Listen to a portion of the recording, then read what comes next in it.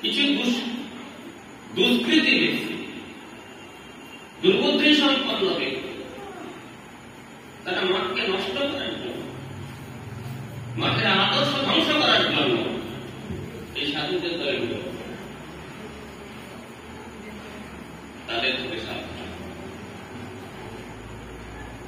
তাই ক্রমে ক্রমে তাদের আর সেগুলো অস্তিত্ব, শুধু গুরু মহারাজের দৃঢ়তা, অত্যন্ত দৃঢ় ছিল।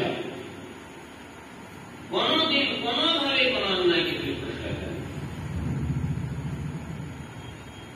এই জন্য মঠ মন্দির হোক কোন আপত্তি নেই, কিন্তু মঠ মন্দিরের আদর্শ যেন দৃঢ়,